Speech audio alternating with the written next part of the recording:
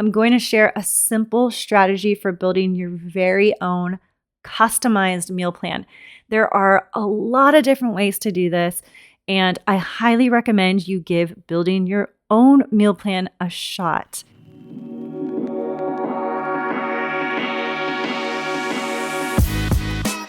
Welcome to Simple Weight Loss for Busy Moms, the podcast that cuts through all the social media noise and gives you real strategies to lose weight without fad diets or complicated plans.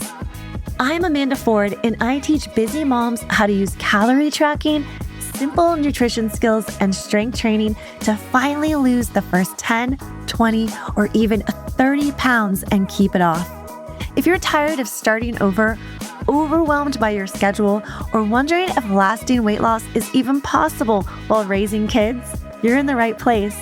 Each week, you'll get practical tips, tough love motivation, and repeatable routines that fit into your real life so you can feel strong, confident, and in control.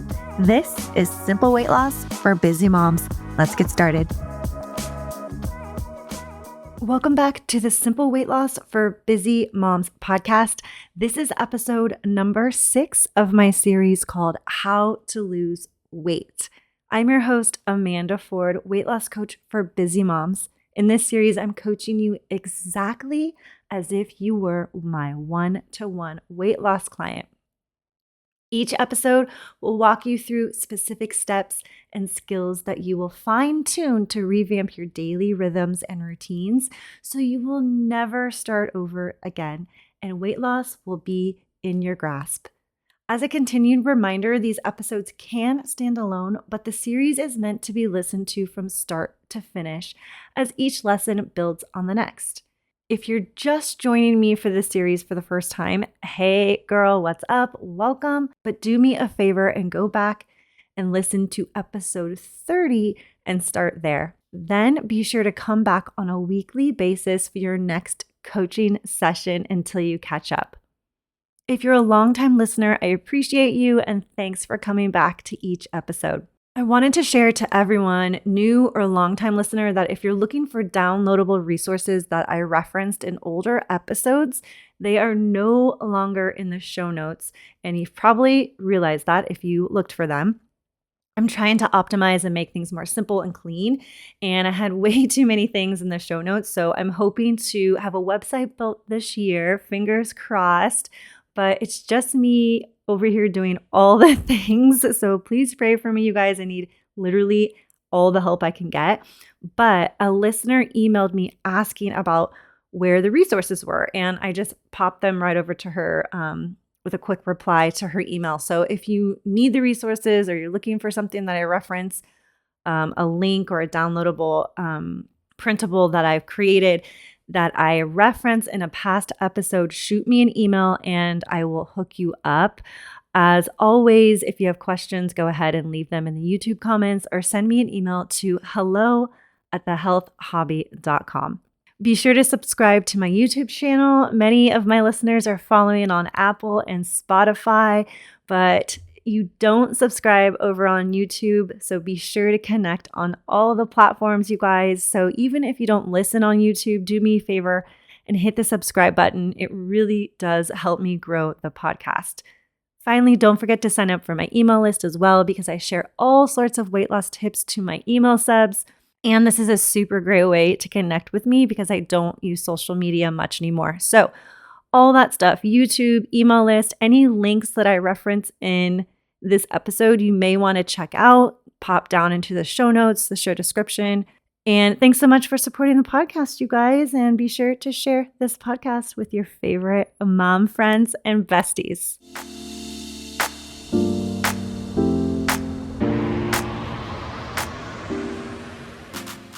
Okay, in the last episode, we talked about food selection in regards to getting the biggest bang for your buck with a particular food, meaning that food was not super calorie dense. So you could have a nice, robust portion of that particular food. So it kept you feeling full and it doesn't blow your calorie budget, also known as your energy target. Today, we're piggybacking on that same lesson. I'm going to share a simple strategy for building your very own customized meal plan. There are a lot of different ways to do this, and I highly recommend you give building your own meal plan a shot. As your weight loss coach, I would tell you there are two major goals when we're creating a meal plan that is customized to you. The first is creating a meal plan you will adhere to. So, adherence is really the number one driver for results. That means one of the goals is to create a meal plan that enables a realistic routine that you will actually keep because one, you like the foods, two, the foods are easily accessible to you, and three, they fit well into your daily schedule and lifestyle. And this is huge. This is a podcast for busy moms. So just think about what is your lifestyle. Are you a new mom with a newborn, or maybe you have an infant and a 2-year-old? I remember those days. Things were much different then than they are now for me now. I have a full-time job. I have teenagers and they eat a lot more. They eat different than they were when they were toddlers. So like, what are you making for your family on a routine basis? How can you include that into your meal plan? Are you a corporate mom? So maybe you're away from the house a lot and you have a lot of catered meals at meetings, or you're traveling a lot. So all these different scenarios are things that you need to consider when making your meal plan, because this will help you ensure adherence to your plan. I can't say this enough. Adherence, consistency, that maintaining your plan in your nutrition is the golden ticket.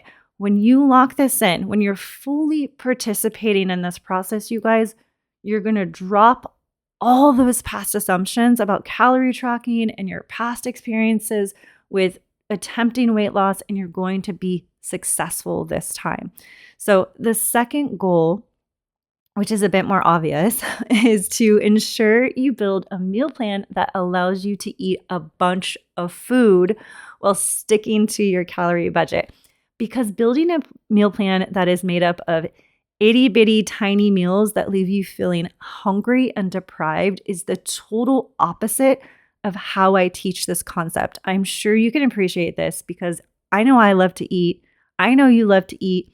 So let's do this the right way. We're not going to be starving ourselves. We're not going to be under eating.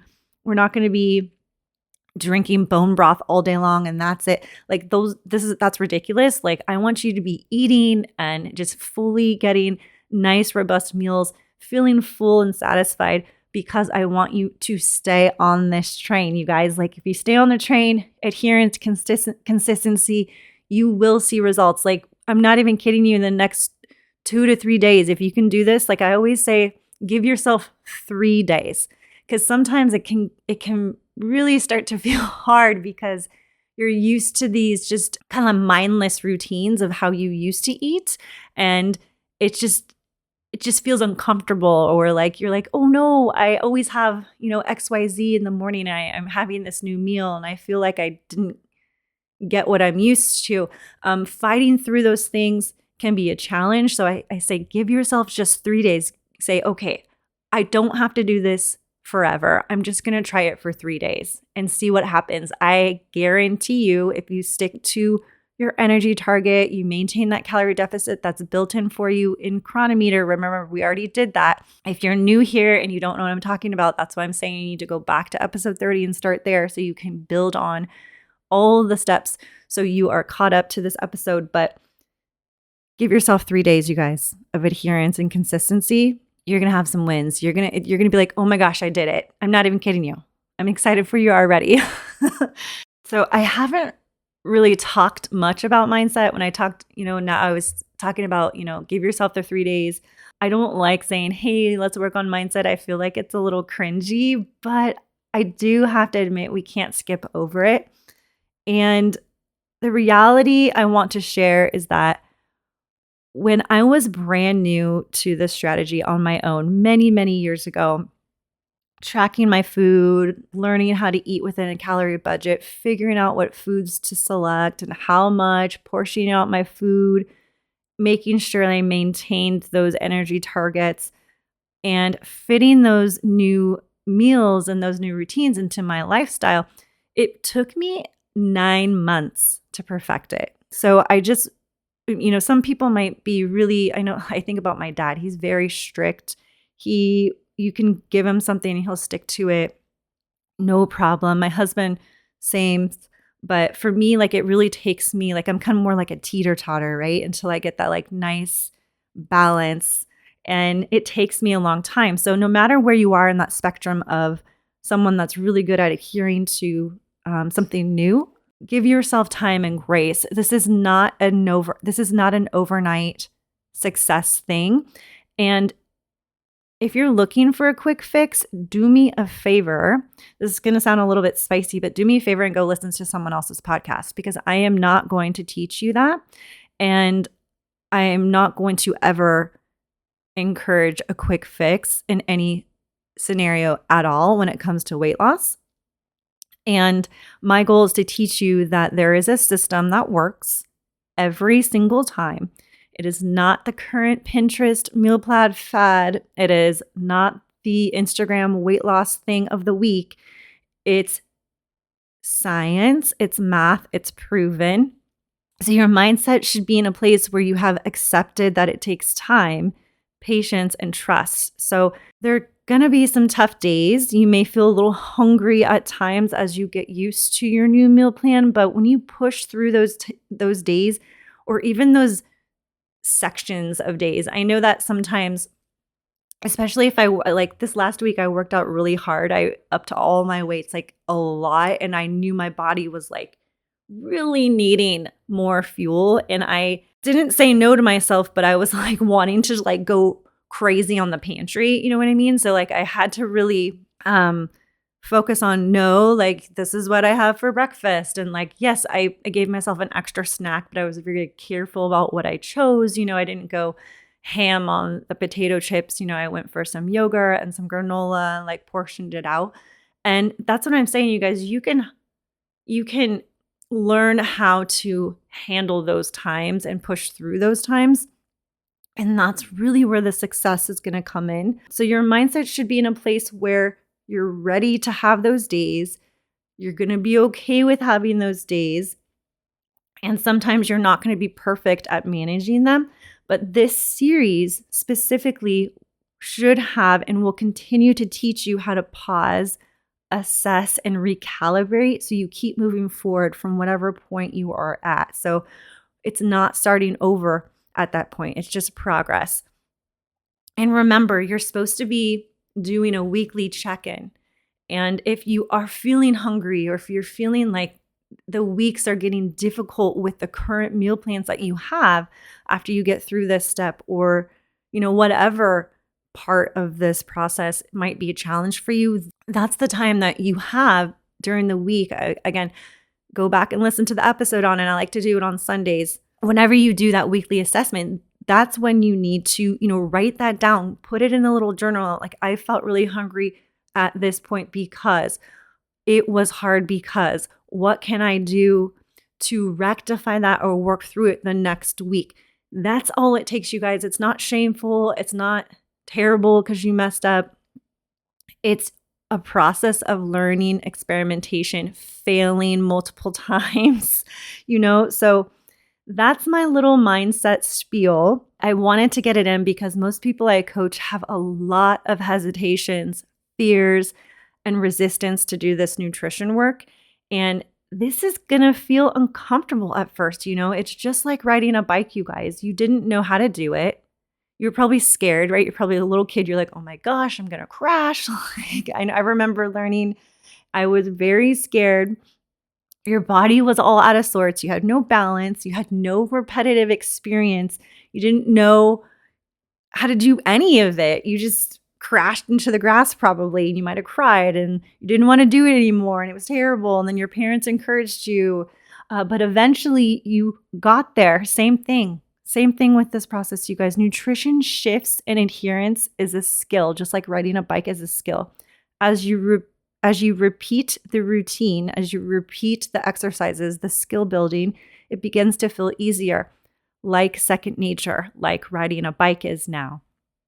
So with that, let's jump into today's episode with a boost of confidence, you guys. I know you can do this. I want you to get excited because I get excited when I talk about food. I don't know about you guys. I like to eat. And I want you to have some eagerness to learn here that when you do this, when you fully participate, I say that all the time, your weight loss results are going to roll in. You're going to fully participate with patience, that learner's mindset, and the ability to just pause and reflect when we don't have those perfect days. And look, we're busy moms. Like, perfect days are few and far between. And that's what makes being a mom so fun, right? It would be boring if we had perfect days all the time.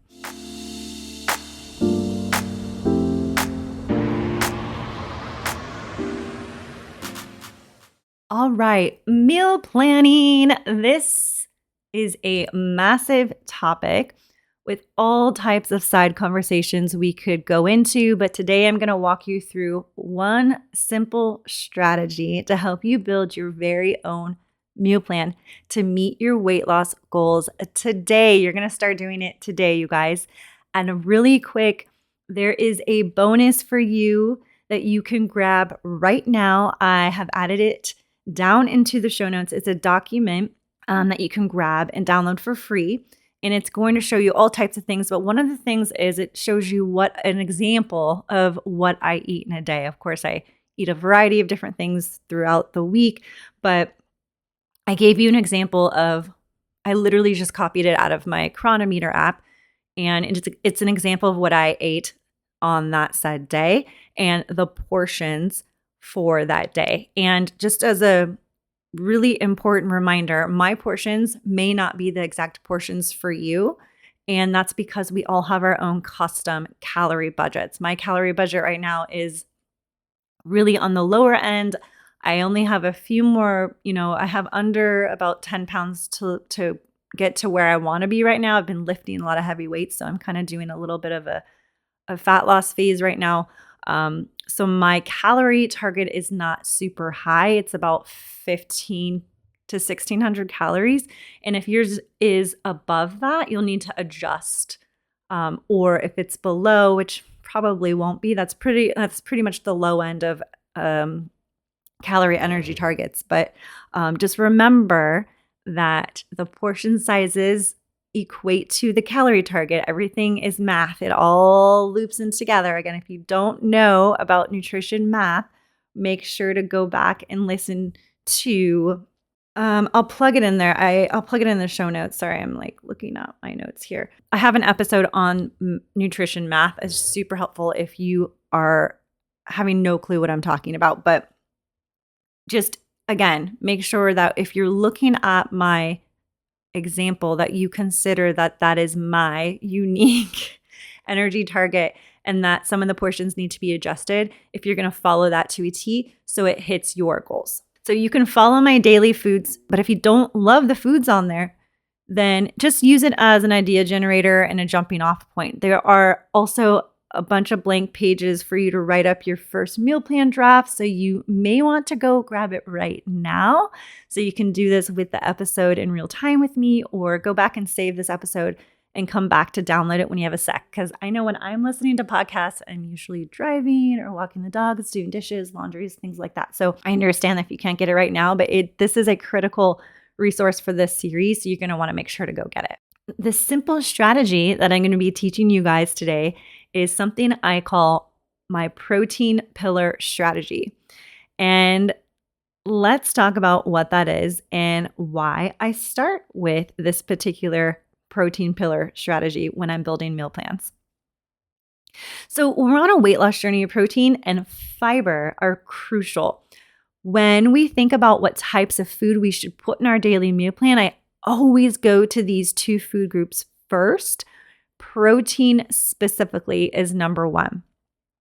These two queens of your meal plan, protein and fiber, they are the two foods that help you feel full and satisfied, which helps you maintain maintenance and adherence, consistency, right? I've said that 30 times already in this episode. It's only been 20 minutes. So it's super important Protein and fiber have a host of other health benefits, but when we're talking about success in a weight loss journey, I always want to say, hey, protein and fiber, if you can really focus on those two, you are going to feel full and satisfied, and it's going to make it a lot easier for you to hit your energy target and not overeat. So to do this, first, you'll start your meal plan with your protein pillars. So building out your protein pillars is simply laying the foundation of your meal plan with a primary protein source. So to do this, you list your protein source first before anything else for each meal. So breakfast, all your snacks, lunch, and dinner. You'll see on the meal plan document that you can download that I have 6 meals, and a meal is any time I plan to have something to eat. So the 6 meals are breakfast, morning snack, lunch, afternoon snack, dinner, and then I have an optional snack there too. So for me, my optional snack is typically in the morning. That's my pre-workout, and I almost always have that. Or if you like to have an evening snack, I have that there for a very specific reason. If you need a little bit of extra calories that day, I'm going to get into that for a second. But again, all you do is select a primary protein source for each meal. That's it.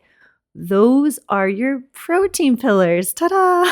All done. No, we have a little bit more to do, but let me clarify when I say primary protein source, because other things you're going to eat throughout the day, even with this particular protein pillar food that you select, may also have some protein in it.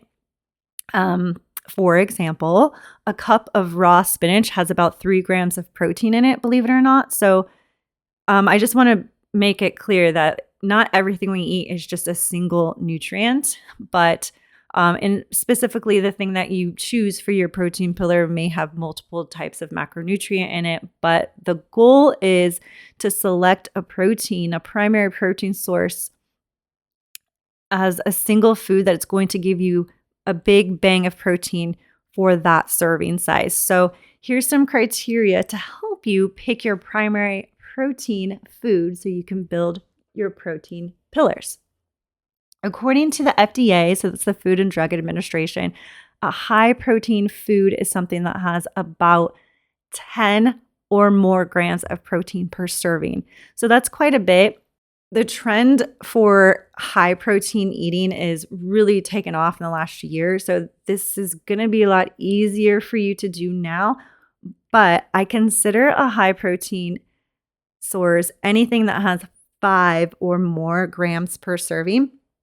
And I like to widen the net here by saying 5 grams instead of 10 or more, because this keeps things a bit easier for food selection as it opens up a lot more food options. And remember, if you find something that's 5 grams, I'm making this up, an example. You're like, okay, this bread has 5 grams of protein. And you're like, well, if I have 2 slices, that's 10 grams right there. I mean, that's killer, right? So remember, your portion sizes can adjust these numbers. If 1 cup of spinach has 3 grams of protein, you have 2 cups of spinach. Well, right there, you have 6 grams of protein. So remember, it's all math. Everything shifts and multiplies or decreases, depending on if you are increasing or decreasing portion sizes of that said serving size. So if you can lock in something that's 10 grams or more per serving, that is killer. That's gold star. But don't feel bad if you're still kind of maneuvering through this and getting used to like how and what you want to eat. Remember our mindset talk we just had. This takes trial and error, time, and learning. You can do this. And to give you some inspiration, make sure you grab that download. I have a really great list, an inspiration list there for you for high protein foods that I love. So I'm just going to list them off for you. I absolutely I love roasted turkey breast sliced from our local deli. One of our stores here, they roast turkey breast in store multiple times a day, and then they sell it. You go and they slice it for you. So it's like getting fresh Thanksgiving turkey sliced for sandwich. It is so good. I get it all the time. So I get that by the boatloads. It's versatile. I put it in eggs. I put it in sandwiches, of course. I just eat it by itself if I'm in a hurry. It's so good for you. And turkey has a boatload of protein per serving, like a lot. I think 3 ounces is about 20 grams of protein at least. And it has a ton of iron in it, which is an incredible and a very important micronutrient for women. I got really into eating roasted turkey when I was pregnant with my son because I had really low iron and I was trying to find foods that would help increase my iron absorption or my iron intake instead of just taking an iron supplement. I'm very into like, okay, if I need something, like where can I get it in food? But I mean, this is probably like my number one protein thing. I'm obsessed with it. I love it. Ground beef and ground turkey, super versatile. You know, you can put it in pretty much anything. We use it in multiple different ways throughout the week, in family meals and personal meals, whatever. Non-fat plain Greek yogurt is my other kind of gold star thing to have in my pantry or our fridge. And you can make it into marinades. Obviously, you can just eat it plain with fruit, with honey. You can make salad dressings out of it, dips. It's, again, super versatile, hugely packed with protein and other calcium, great other nutrients in it as well. Whole eggs, egg whites only, almonds, beef jerky, chocolate protein powder. Has to be chocolate. I do not like other flavor protein powders. I don't send me your flavors. I don't want to try them. It has to be chocolate. That's just a personal preference. I'm just teasing you guys.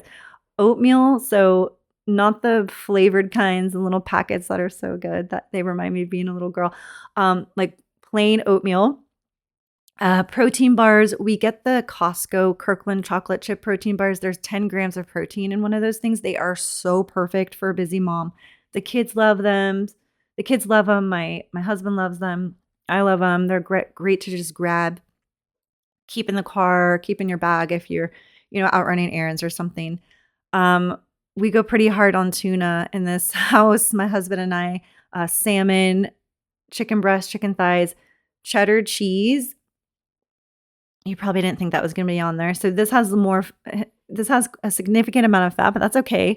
But one slice of Tillamook cheddar cheese has 6 grams of protein in it. So I love, if I'm in a crazy hurry, I grab a slice of cheese and a handful of that roasted turkey and I shove it in my mouth and like I leave or I get back to work, and it's a nice filling snack, super healthy. It's got all the energy you need in it. It's just, you guys, I am not fancy, okay? Like I don't make these fancy meals. Sometimes it's literally just like random things I can throw together so I can get back to what I'm doing again.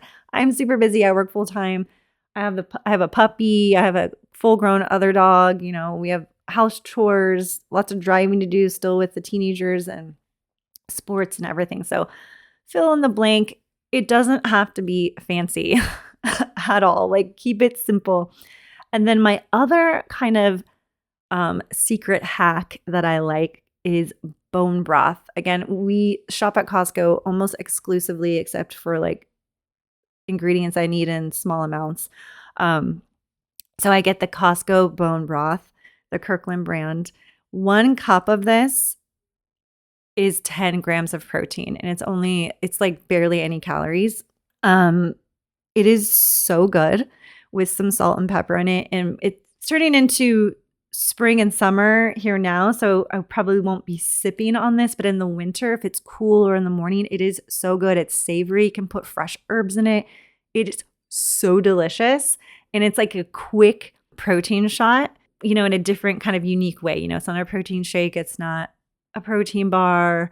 Those are really like the standard, like quick protein sources. This is so good. You just zap it in the microwave. I mean, it's delicious, but I also use it for cooking. So if I make rice, I use the bone broth, which pops up the protein intake. When I make marinades, I use a splash of bone broth and put it in with the chicken and the meat that I'm using to make marinades with. You can make salad dressing with it. You can obviously make soups and stews with this. It is extremely versatile. It's good on its own. It's like the secret protein boost ingredient for literally anything you want to make. So this is a must-have in my pantry. And if you haven't ever had it, give it a try. There's something so special and even more delicious about making bone broth from scratch, but I've done it multiple times. It's time consuming, and I just don't have the bandwidth right now to be making bone broth from scratch. But man, you can make it even more delicious. But I do find this bone broth from Costco, it is organic, to be quite delicious. So, of course, there are many other foods I could have listed, but if you were to look in my pantry, my fridge at this very moment, those are the foods that you will find day after day. Okay, before you build your protein pillars, be sure you guys to go grab the download. There is a space for you to jot down some of the protein sources that you love. So if you can take a second, I listed the things that I just shared, and I think I added a few others. Maybe that kind of jogs your memory, or maybe you want to try something new. Just write it down there so you have something to guide you when you get to the part of actually building out your full meal plan. So you'll have your protein pillars ready to go. A couple quick tips. If you need help, reference my list on the bonus download and or jump onto Google or into ChatGPT and say, hey, can I have a list of high protein foods? So if something's not popping up on the list that I provided, I didn't give you an all-encompassing list, you guys. I just put the things that I use. This is 2026. We literally have all the information at our fingertips at a moment's notice. So, and if you're unsure of how much protein is in a food, remember you have Chronometer. That's your calorie tracking app. You can just plug it in there and it will tell you. Also ChatGPT and or Google. Google's really good about this. It'll just tell you just right at the top of the screen. You typically do not have to like even open a website or anything. If you're like, how much protein is in 5 ounces of chicken breast?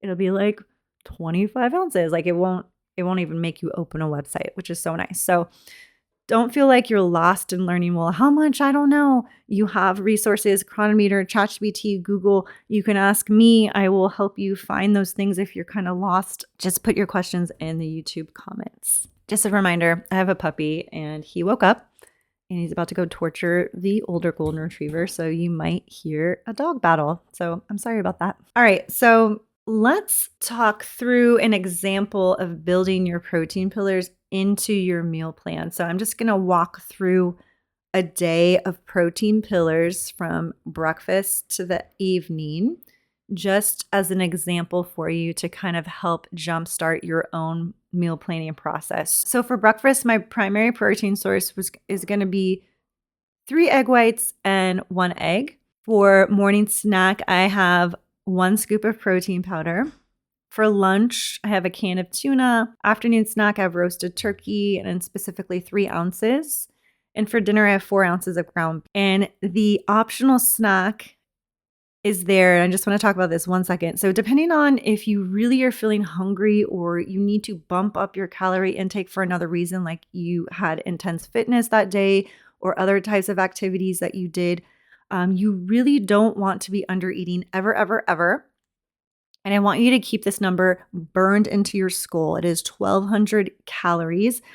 If you have barely hit 1,200 calories or you're right at 1,200 calories, or obviously you're well under 1,200 calories, you need to have a snack as soon as possible or even another meal so it can bump up your daily intake. Obviously, I don't want you to overextend your energy target, but most of us will be eating well over 1,200 calories. So I want you to be very aware of that number. So if you are eating 1,200 calories or less, I really want to encourage you to have another snack, 300-400 calorie meal if you can, to bump it up. 1,200 calories is kind of like the hallmark. Of course, everyone's a little bit different, but it's really like the minimum amount that your body needs. And like it can really put a stressor on your body if you're under eating. Plus, your energy is going to be low, you're not going to feel good, you're going to get sick. All these reasons. So this is why it's so important when we're on a weight loss journey to track your food so we're not under eating. I don't want you to be under eating. In fact, I used to have, when I was doing a group coaching, I would check everyone's every day. And if anyone was really low, like at the 1200 mark or less, I would call them out in front of everyone. And they knew that. I said that before we went into the whole thing together. I was like, I will call you out and I'd be like, I need you to go eat snack right now. So we're not starving ourselves here. We're eating appropriate amounts of energy that will allow weight loss, but we are not under eating ever. So the evening snack can be a place for you to plug in a little bit of extra fuel, a little bit of extra calories. Remember, energy, calories, fuel, it's all the same thing when it comes to how it's utilized in the body. So if you've kind of undereaten for the day, which sometimes happens, you guys, as busy moms, sometimes you're like, whoa, I did not eat all day, and it's already dinner. This happens. This is a great way to make sure you get a little more energy so your body can just get its regular baseline functions done without struggling.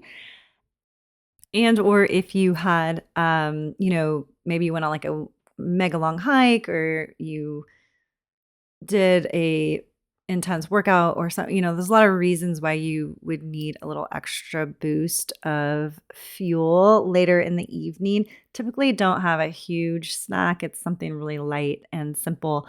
But I digress. So for example, maybe you had in the evening snack, you just had like a handful of almonds, right? So almonds are super calorie dense. They are a great source of protein and other nutrients, and a simple, light, easy snack for, an evening, calorie bump if you're feeling a little hungry or if you need a little bit of extra calories in your day. So the cool thing about building your meal plan with your protein pillars first is, number one, it gets you in the routine of prioritizing protein. Number two, and this is the best part in my opinion, it helps you reach your targeted protein intake for the day without much thought. So this tackles a major roadblock for many women. Prior to starting your smart nutrition routine with me during this series, because you're on a smart nutrition routine now, you are the queen of smart nutrition. So most of us were used to living on a high carbohydrate, high fat diet. And this leaves us lacking protein and a feeling of uneasiness of how to include or get enough protein because we're just not used to it. And there's nothing wrong with high carb, high fat diets. There are some health concerns, like if that's really kind of all you're eating all the time. But it's basically just, in the US, our snacks, our, restaurant meals are just traditional cultural foods. They tend to be high carb, high fat. So it's just something that we're used to doing without even really knowing it. So getting more protein in the past, now you know how to do it, is difficult to kind of get your bearings about it, like figuring out how to do it. Again, I said a little bit earlier, it's trendy now, thank the Lord, to eat high protein. That really wasn't up until the last year. I really kind of I started to see it ramp up, and it's trendy now. It's a fad now, but out of all the trends and fads when it comes to nutrition, this is not a trend. It's a requirement. Unlike, maybe eating keto, which is like a preference, or whole 30, or, vegan or vegetarian, all that are just preferences. This is a requirement for every single human on this planet.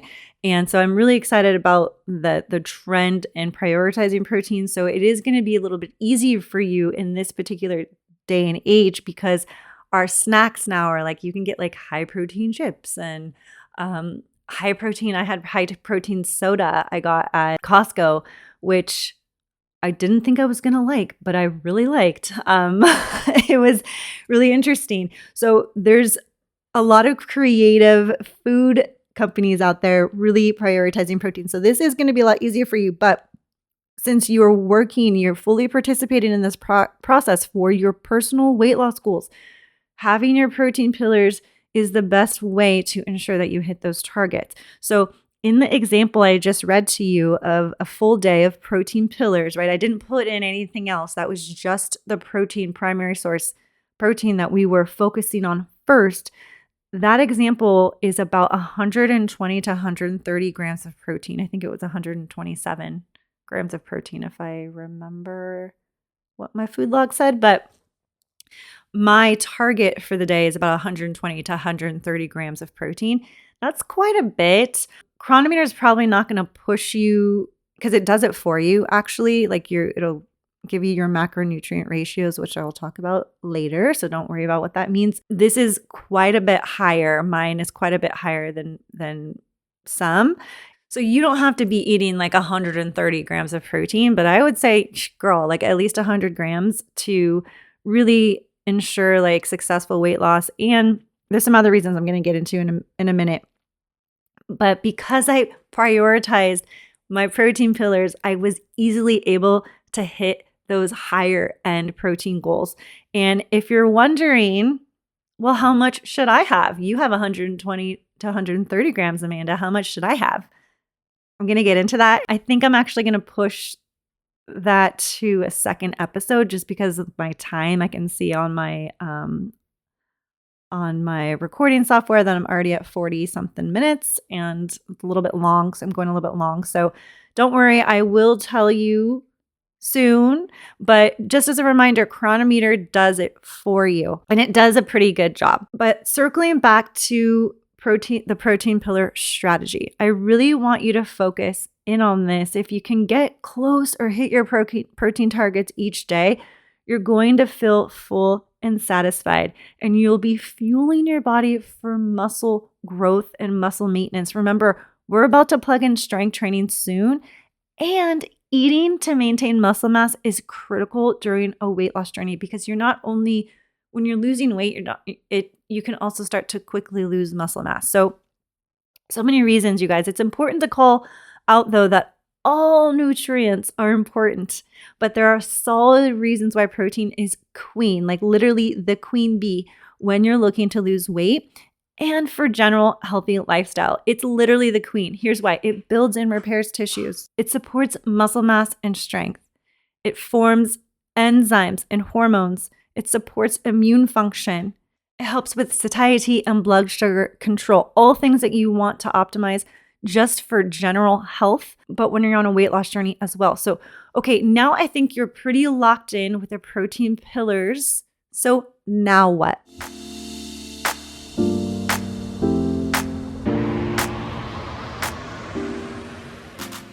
Next, I want you to shift your focus when you're building your meal plan to fiber. So fiber comes from plant-based foods like fruits, veggies, and whole grains. The daily recommendation for women, and it changes with age a little bit, but I'm just going to use this average. It's about 25 to 28 grams of fiber per day.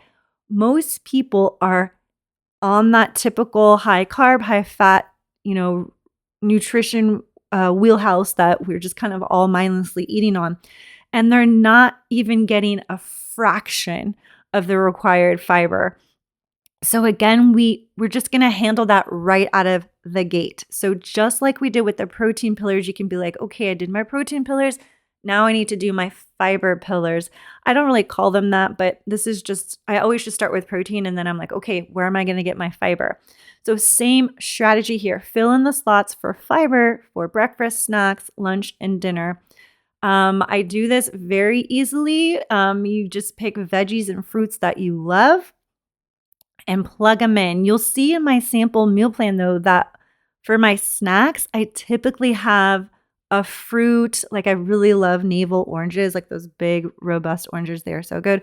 Or an apple. We do banana a lot for pre-workout in our house. So just really standard fruits and veggies, you guys, nothing out of the ordinary.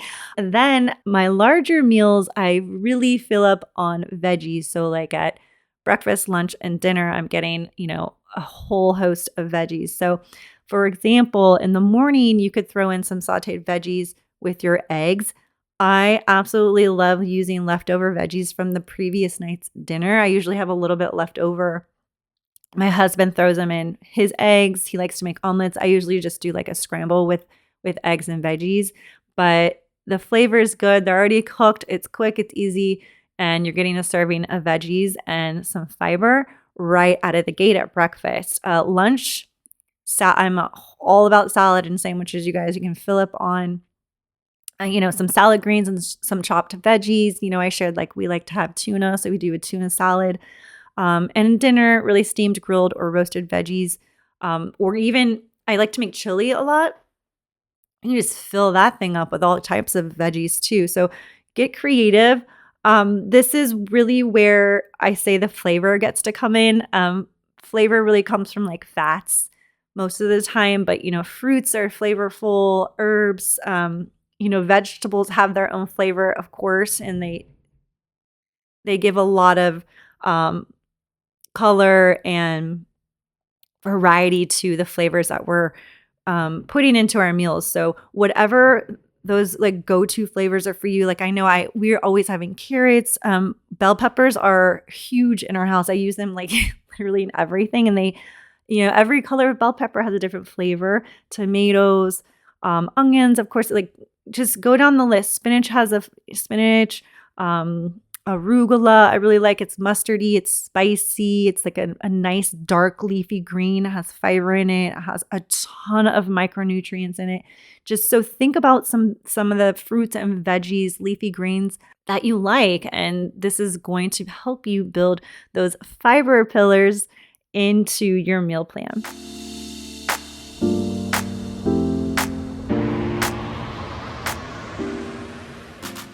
So the final step here, you guys, you're so close. You're so close to having a fully customized meal plan. You want to plug in some grains, also fiber, micronutrients in those as well, like rice, some bread. If you want having a sandwich, you're going to plug in your bread.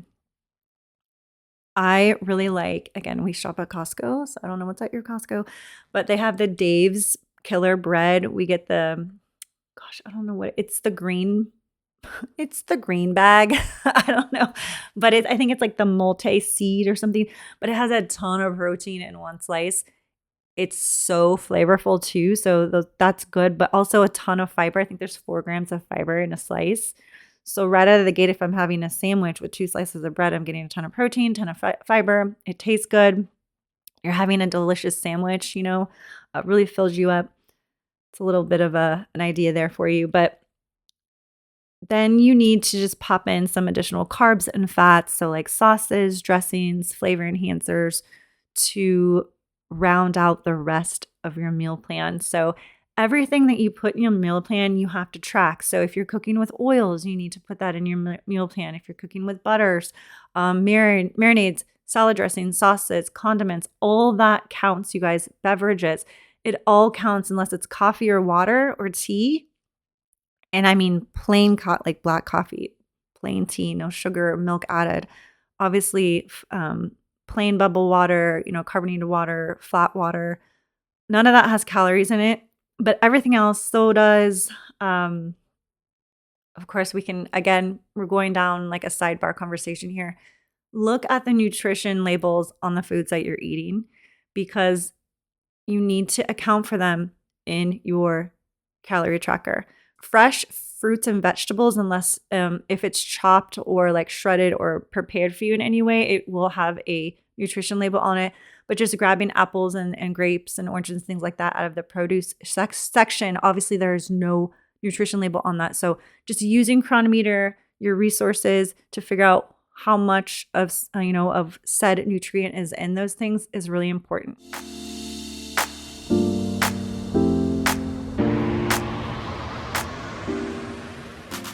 So you've just built your very own meal plan. How does it feel? It wasn't so bad, was it? I hope not.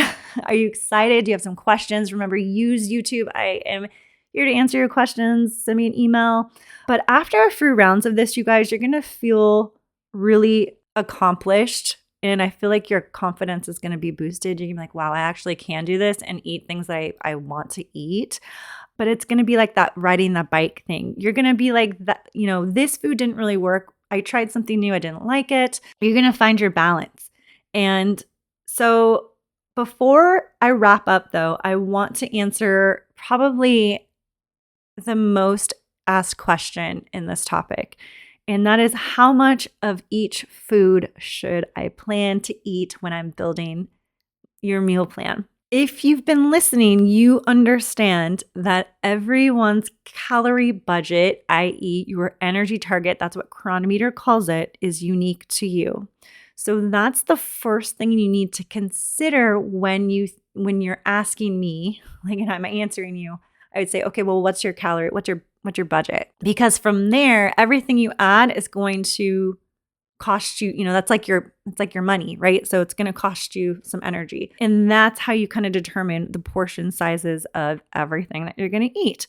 And as a reminder, everyone's is very unique. And I want to give an example. My husband is a 200-pound, 6'3" man, and he trains for marathons. He has an extremely high energy target. His calorie budget is like 3 times mine. One, because he's just a larger person, right? He has more body mass. He is way more active than a typical person. He's running right now. He's running 15 miles right now. And people that train heavily for marathons need different macronutrients. Again, we're going to talk about that in the next episode because of what they're doing, right? He needs a lot of carbohydrate, tons of carbohydrate. But this is not an episode about marathon training. But for me, I'm much smaller than him. I'm also a woman, right? Males and females have different needs too. And I'm not training to run a marathon. I am using my calorie budget, my calorie targets to lose about 10 pounds. But I also lift heavy weight. I train 5 to 6 days a week in the gym. So I do different type of training. I do a different type of training versus my husband. So we have, not only because of our body size, our sex, our training methods also have an impact on what we should and shouldn't eat and how that affects our, not shouldn't eat, but just how it affects our calorie targets, right? So for example, like at dinner, I'm having 4 ounces of beef. He has 8 to 10 ounces of beef. And I'm just using this extreme example to share, like, I can't just say on this podcast right now, you should have this. You should have 1 cup of grapes. You should have 2 tablespoons of this. I'm going to give you some starting points, some typical areas to help you build your meal plan draft, and then you can finagle them and fudge them a little bit with Chronometer, so you make sure that you're not under eating and also that you are not overeating in your energy target. So I hope that makes sense, that everyone's super unique. Also, finally, just be aware. Hopefully you stick with me forever. I love that you guys are here. It's been really fun getting emails and YouTube comments from people, because I'm just sitting here talking to myself right now. So hopefully you guys are out there. Hey, but I want you to steer clear of any protocol, system, weight loss program that says it's a one size fits all. Absolutely avoid that at all cost. It's not going to work. It's not true.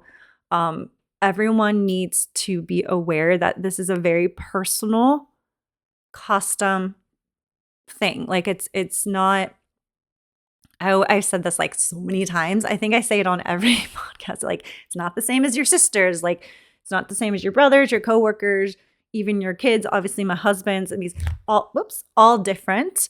And it's important to realize that. So I can't just answer that question straight out of the gate. But what I'm going to do is I'm going to give you some typical portion sizes, some starting points for you to fine tune your meal plan so you can kind of get an idea of what portion sizes may fit into your calorie budget. So you can go up or down, of course, with all of these things, so you are hitting your personal energy target and, of course, not under eating while also losing weight. Okay, so for fruits and veggies, I recommend starting with kind of playing with a 1/2 to 1 cup portion. For meats, so fish, poultry, beef, pork, I like to say 3 to 5 ounces. I tend to lean to the higher end, right? Because just increasing your your meat portion is an easy way to increase your protein intake. Really easy. So starches, grains, rice, tomatoes, potatoes, things like that. I say about 2 to 3 ounces.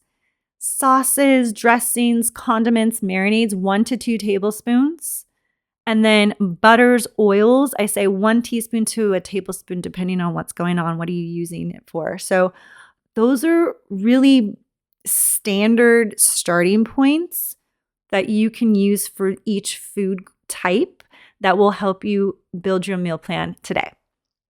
I remember you've got all week to play around with this and make your very first meal plan. You don't have to have it perfect right out of the gate. So like maybe you just choose breakfast and you really try to get that really locked in. And then you're like, okay, I did it. So the next day you're like, okay, let me lock in lunch or whatever. So take your time, do it at the pace that works for you. Don't give up, give it some time and see what's really going to feel nice and simple with your current lifestyle. And try to make meals out of foods that you're already getting, right? So if one thing I will say, if you're a heavy, like if you're really needing to make some intense food changes, I want to talk to you. So I want to support you through that. That can be really hard. Like perhaps you're very heavy snacker, so you have a lot of snack foods in your house. You will have to probably reduce down some of that, but not all.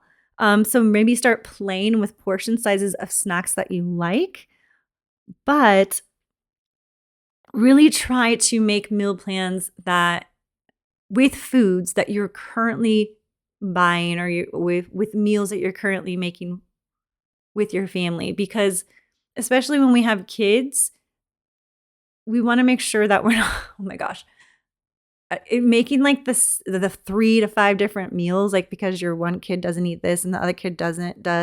I mean, that was our life for a long time. And then also maybe you're the only one that's on a weight loss journey in the house, and then your husband doesn't want to eat what you're eating. That's just not realistic and it's frustrating. So trying to think about, especially around dinner time, when you might be all together, or times when you're all together, think about what you're typically eating. Can you clean it up a little bit, make it a little bit more healthy? Can you make a little swap here and there? Like I still make spaghetti for family dinners. We still do pizza. We still do, taco night. We don't really eat like these. It's not like I'm eating chicken and broccoli with lemon juice and that's it every day. Like that's not what's happening over here. So I want you to respect and love like what you have, and how I want you to think about how you can make food choices that work for everyone in your family. Yeah, sometimes you're going to have to eat something maybe a little bit different. Maybe if you're at a restaurant, that makes it a little bit easier. But for the most part, think about what you're already eating for the family. And so your grocery shopping doesn't have to switch too much. And you're not stressing out, pulling your hair out because you didn't get your perfect weight loss meal at dinner or lunch or whatever. So something I like to do, a little tip too, is I like to prep a full day in Chronometer of what I think my meal plan should be. So if I'm doing this like fresh out of the gate, so I can kind of like flesh out like the portion sizes, and I put in my protein pillars first, then I plug in, okay, I'm going to have fruit at snack, and I'm going to have this much, I have 1 navel orange. I'm going to have 3 ounces of strawberries. And you might just make it up too, just to see, because you might not know how much of something you can have. And just kind of see if it works within your calorie budget. It's going to show you if you go over. It's going to show you if you're very under. You don't want to be under 1,200 calories. You want to be at least kind of getting towards the 1,300 calories if you're on the low end. Like if you don't have too much weight to lose. And as you start to lose weight, remember you're going to eat less calories. So for those of you that have a significant amount of weight, you have more wiggle room in your calorie budget for the day versus someone that's losing maybe 12, 10 pounds. You're not, well, I'm going to take that back. That's all dependent on like the current size and how tall you are. So, but just give it a shot. Like build your meal plan in Chronometer, see how it comes out. Use that tool. It's literally in your hands on your phone, you guys, or on your computer if you're using that version. It will show you and it will change the numbers for you. So you don't have to do any math. You can see kind of how it works and then just kind of go from there. You're like, all right, I did it. I'm going to give it a shot. I'm going to give it a couple of days. I'm going to see how this works and, make the adjustments as needed. So be sure to grab the bonus download below for examples, some blank pages so you can do your draft. And if you have questions, you guys, please get them in the YouTube comments. I typically get the most questions around this topic. Like I get so many questions around this topic. So let's have an open dialogue about it. Get in the YouTube comments, ask me your questions. It literally can be anything. I'm happy to answer them. And what to eat and how much to eat is the tricky part because most of us feel like we have no idea. Like we just don't know how to do this part. I always say I can get anyone to go on a walk and to get a workout in, but it's more of a challenge for me as a weight loss coach to get this particular skill locked in. So like getting your nutrition balanced and locked in for successful weight loss. It doesn't mean it can't happen. I've had so many successful clients. I use these same skills for myself. I'm not just like here talking. I'm not just here saying random things. The stuff actually works. I live it every day. So please don't be shy. Let's work together to get this just right for you. And if you're looking for really more tight one-to-one support, again, an email to me at hello@thehealthhobby.com. I'm happy to discuss personalized coaching with you and what that would look like. I'm looking at my time again and I've blown it out of the water. I'm already over an hour and it looks like I need to pop my next topic for sure into the next episode. So thanks for trusting me to teach this smart nutrition skills to you guys. Be sure to download the meal plan resource linked in the show notes. And don't forget, I'm totally here for you guys. Share this episode with your mom besties. Happy meal planning.